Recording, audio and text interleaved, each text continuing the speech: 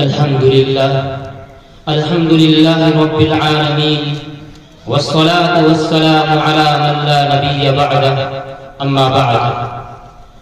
Stage پر رونق افروز علماء کرام اور منصب حکمیت پر جلوہ افروز حکم صاحبان اور عزیز ساتھیوں، آج کی اس پر رونق محفل میں آپ حضرات کے سامنے جس موضوع کو لے کر کے کھڑا ہوں اور جس موضوع پر لب کشائی کرنے جا رہا ہوں وہ ہے عظمت صحابہ۔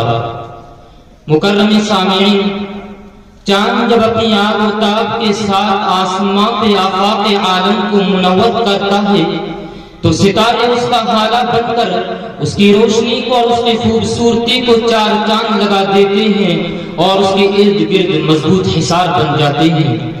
اسی طرح جناب محمد عربی صلی اللہ علیہ وسلم جب دنیا میں تشریف لائے تو رب ارض و السماء نے صحابہ جیسے نفوس قدسیہ کو چنا جنہوں نے نبوت کی تمام کرنوں کو اطراف عالم میں پھیلایا، دنیا کے گوشے گوشے اور دنیا کے کونے کونے میں پھیلایا۔ شاعر تڑپتا ہے، کہتا ہے جانثاران احمد ہو حق کا نشاں، جانثاران احمد ہو حق کا نشاں، جن کی عظمت پہ قرآن گواہ ہے۔ مرتبہ کون سمجھے گا اصحاب کا، مرتبہ کون سمجھے گا اصحاب کا، جن سے راضی دنیا میں خدا ہو گیا۔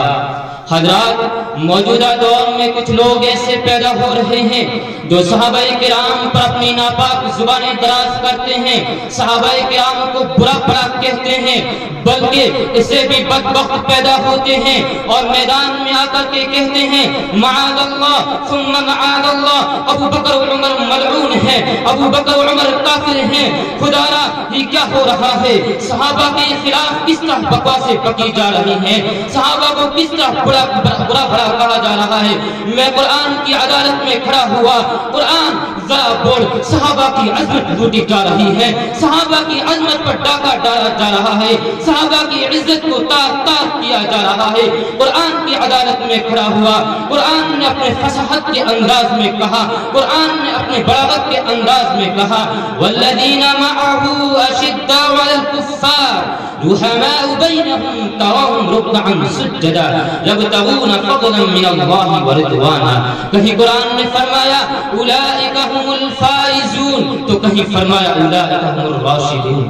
حضرات، نبی علیہ السلام کا ارشاد ہے، ہمارے نبی نے فرمایا من سب اصحابی فعلیہ لعنت اللہ والملائکہ والناس اجمعین۔ میرے نبی علیہ السلام کا ارشاد ہے جس شخص نے میرے صحابہ کو برا بھلا کہا، جس شخص نے میرے صحابہ کے خلاف بقا سے بکی، خدا کی قسم ان پر اللہ کی لعنت ہے، ان پر فرشتوں کی لعنت ہے اور ان پر تمام انسانوں کی لعنت ہے۔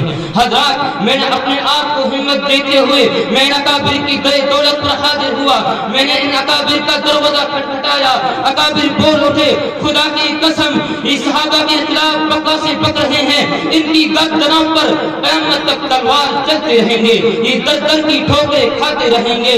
سنو ظالموں، کون تھے صحابہ؟ میرے نبی کے کون تھے صحابہ؟